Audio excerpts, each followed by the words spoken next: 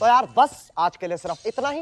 अगर तुम्हें ये वीडियो पसंद आई तो लाइक मारो, और अगर तुम लोग नए हो तो सब्सक्राइब करो। वो जो लाल वाला बटन है उस पे अपनी खट्टी गोली फेंक के मारो या फिर गाड़ी चढ़ा दो, मुझे नहीं पता, बस क्लिक हो जाना चाहिए।